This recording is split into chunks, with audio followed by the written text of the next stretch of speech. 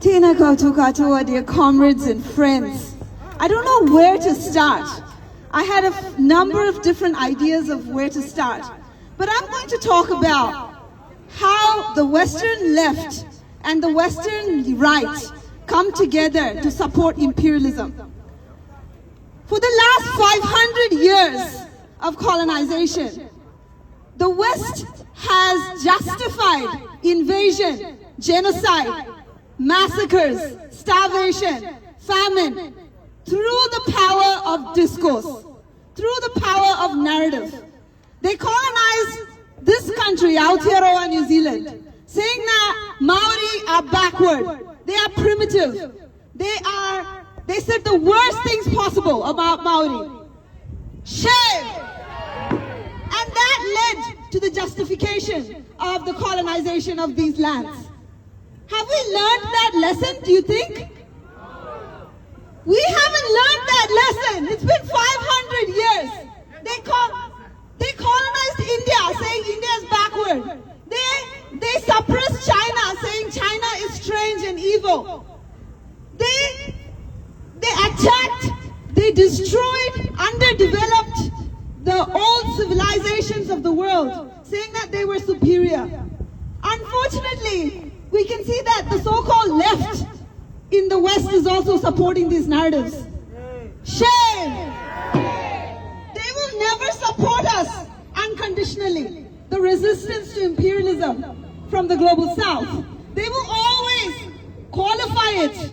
They will say, oh yeah, those people are primitive, they're backward, they're evil, they're tyrannical. But we don't support US bombs. That's not a support. You either stand with the resistance or you stand effectively with the empire. There's no third way.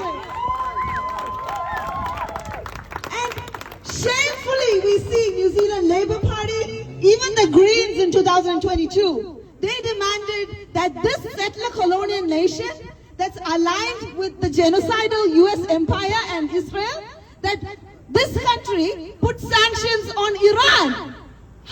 Shame! Do you think this country has a moral high ground? Do you think any of these Western countries that are continuing colonization in Asia, Africa, Latin America, and the Pacific, do they have the moral high ground? Can they call others tyrannical while they are starving children in Palestine? Can they have the moral high ground when they are here in this wealthy country and increasingly Pākehā, Maori, especially Maori, Pacifica people are homeless?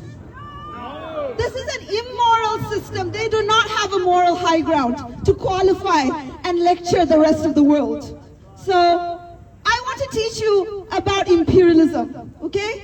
In the last 500 years, there is a dominant power in this world, and it is the capitalist empire headed in the West. It was the British Empire, now it's the US Empire. How do we identify this empire?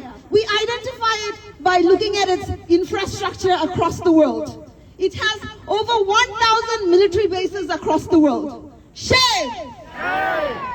What are these military bases there for? Do you think they are there to secure the democratic interests of New Zealanders? Then why are we part of it? We should get out of Five Eyes and we should throw the FBI out of New Zealand.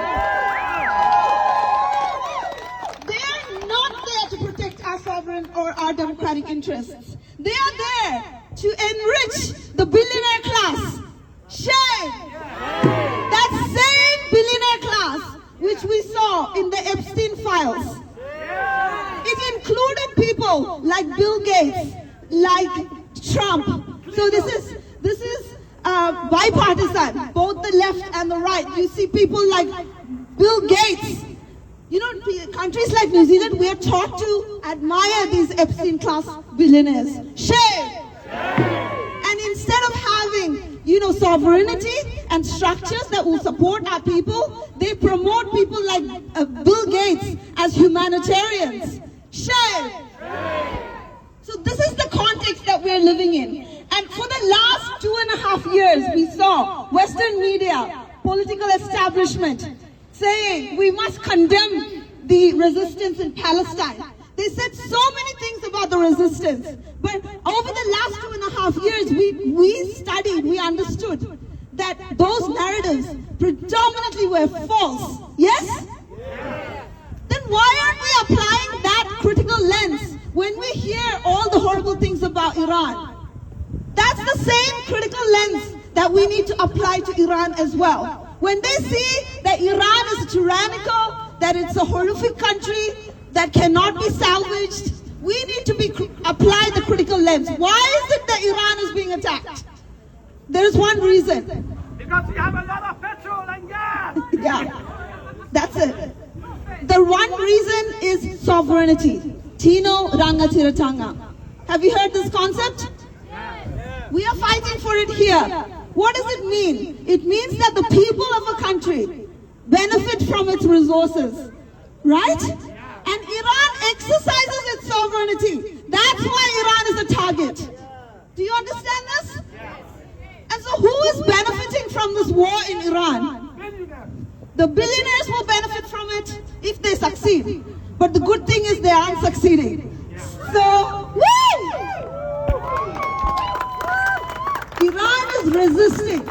Iran is united. The millions upon millions are on the streets.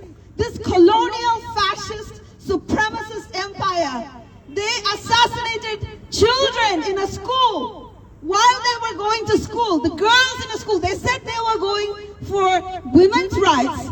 And the first thing they do is bomb a school. And remember, this is during negotiations. Negotiations were ongoing. They attacked the school. And then they took out the head of the state. The head of the state in Iran is not a totalitarian dictator. This is a head of state. We can see it similar to the crown in New Zealand, or it's a different position. They have an elected government under it. They have a parliament called Majlis. We never hear any of this. We only hear one narrative, just like we hear about Palestine. They only give us a negative narrative. Did you know that before the revolution, women's literacy in Iran was only 35%? And after the revolution, currently, among young women, it's 100% literacy. Do you know that women in Iran are more literate than men? Among adult women, 85% literacy. And for men, it's 80%. Do you know that before the revolution, only 6% of Iranian villages were electrified? Now 100% of the villages are electrified. So this government, the Islamic Republic, it actually had policies that materially improved the conditions of Iranian people under the worst sanctions we can imagine. Thank you, thank you. This is an important thing. Yes. After 47 years, hardest sanction, over 2,565 different items of sanction, we built it like this. Imagine if you were no sanction. Yes. Exactly. This is what Iran achieved under sanctions.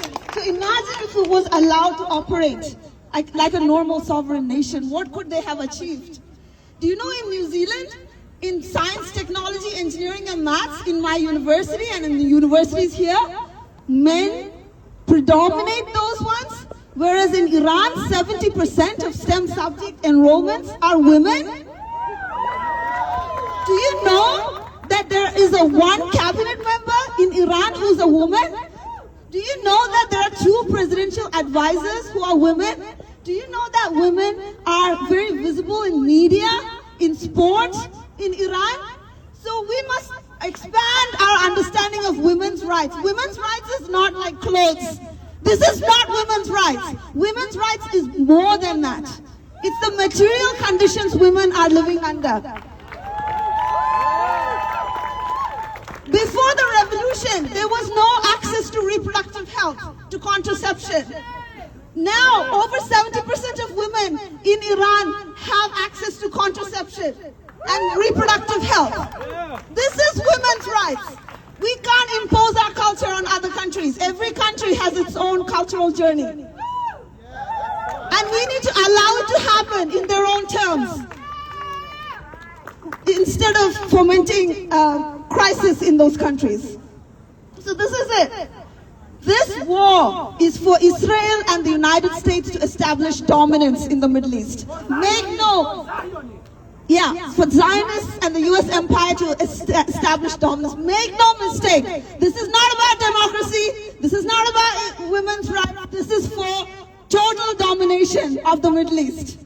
The same reason they're opposed to Palestinian sovereignty, that same reason is why they are destroying Iran. It's not a separate struggle. And it's not a separate struggle from us either. Do you know this current government, the coalition of fools and clowns?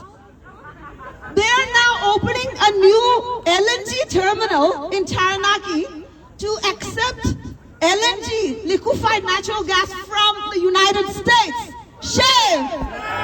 Where do you think this oil is going to come from? They're trying to make New Zealand dependent on the oil that USA extracts from the rest of the world.